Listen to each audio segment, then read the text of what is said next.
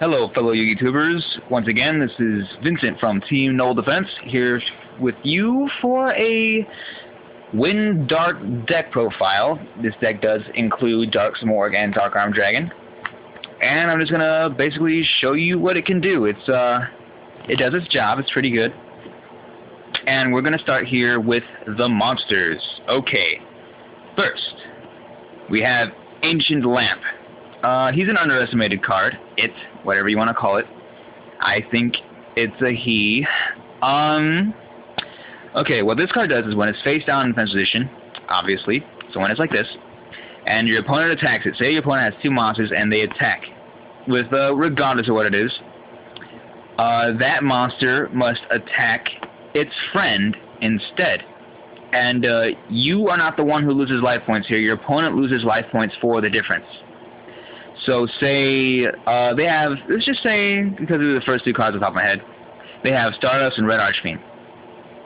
They attack with Red Archfiend first, as they would, because they want to destroy your defense. Instead, Red Archfiend attacks Stardust Dragon, Stardust dies, and your opponent loses 500 life points and their defense. That's what he's here for. Also because he's a wind type and he's shiny, and I like him. Okay, next we have 3 mass dragons. These 3 are here for this guy. When they're destroyed, you can special summon a dragon monster with 1500 attack or lower on your side of the field. Doesn't matter what position it is. It's not like Mr. Tomato. It can be in defense mode or attack mode. And that's pretty much it. That's what happens when he's destroyed by battle. He's good for defense, and like I said, special summoning your 3 Armed Dragon level 3s. Okay, Armed Dragon level 3 is here because, again, he's another one of these underestimated cards. He's extremely easy to evolve, so to speak. What happens is, during your standby phase, he's sent to the graveyard to special summon Armed Dragon level 5, which we will meet later. Very easy to pull out. Good to get wind types in the graveyard really easily, especially if you're winning. We have 2 Luster Dragons. He's for Exodius, another card I'll explain later, and also for the fact that he's wind with 1900 attack. So he comes pretty useful. Okay. New Doria. 3 new Dorias here. He's here again for darks, because we're going to need them. Darks that you want in the graveyard and are easy to put in the graveyard, and he also helps to stall for time when you're waiting for that dad or when you're waiting for your Dark Simorgh. What he does is when he's destroyed by battle, you select 1 monster on the field and destroy it. So he's good for if you say you have dad and you need 2 darks, you have 2 darks on the field, he dies, you send the other one too. Fuck it. You get your dad next turn, you can turn the duel around. 3 Mystic Tomatoes. He is here, obviously, for New Doria. That's pretty much it. He can special summon a Doria, special summon himself. He's a good stall card and a good way to get those darks in the graveyard. Next, we have Armed Dragon level 5. Okay, this guy is special summoned by the effect that I mentioned earlier with Armed Dragon level 3. He has 2400 attack. Good for 5-star Xyz, obviously, as are the rest of these monsters. Good for Xyz. 500 attack. His effect is, once per turn, you can send a monster card from your hand to the graveyard to destroy a monster on your opponent's side of the field with attack that is equal to or less than the attack of the monster that you sent to the graveyard.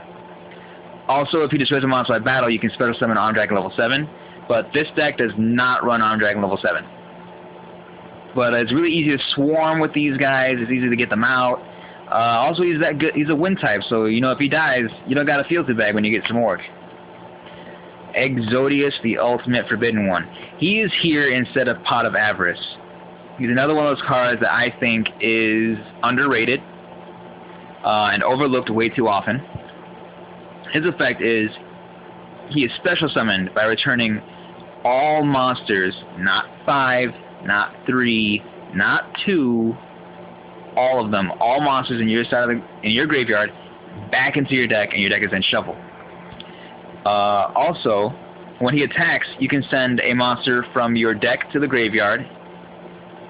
So, say you have Dark Armed or you have Dark Simorgh, and you need, obviously now you're going to need monsters in the graveyard. When you attack, you send them there.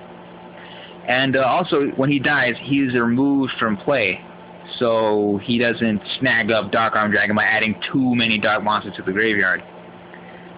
And he also gets 1,000 attack for every normal monster in your graveyard, so you send Luster Dragon down, he's got 1,000. You send another one down, he's got 2. So he can pretty quickly become a useful beat stick if he lasts that long, which is what the traps are for, and the spells. We'll explain those soon. We have 1 Prime Material Dragon. He's in here instead of Armed Dragon level 7 because, well, he's easier to pull out. He's more useful. He's weaker, but he's more useful.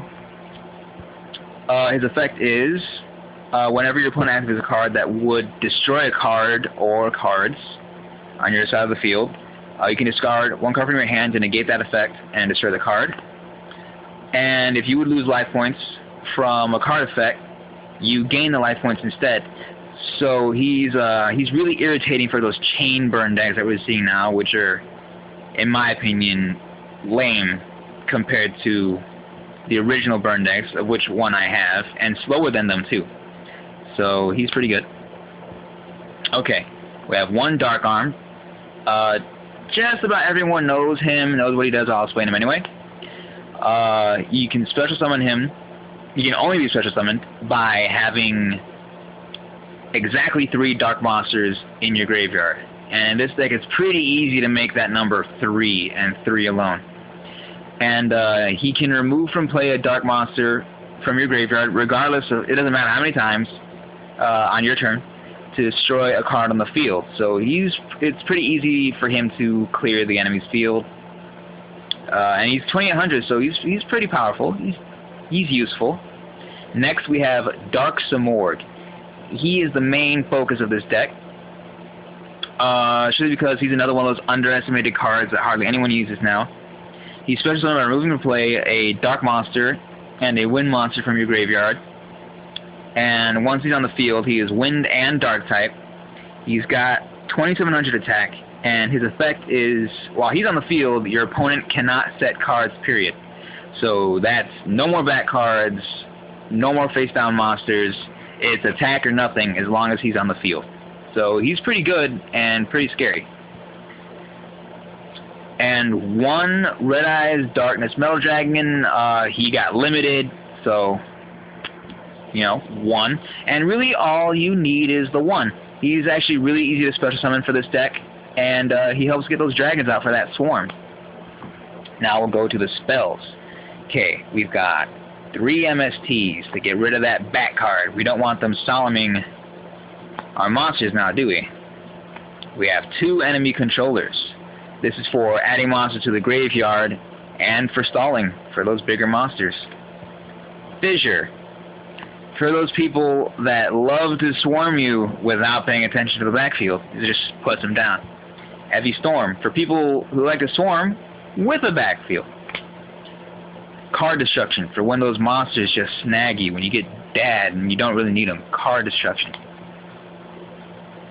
Book of Moon. Defends your monsters and your life points.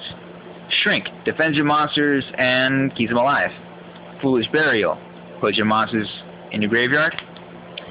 Traps. Torrential Tribute. Sakuretsu. Destroying monsters. Dust Tornado. Destroying spells. And you got 3 trap holes. Just to surprise your enemy. Okay, that's it for this deck profile. Let us know what you think of it in the comment section below. Any tips and tricks that may or may not help the deck. And we'll see you guys next time. Feel free to like and subscribe.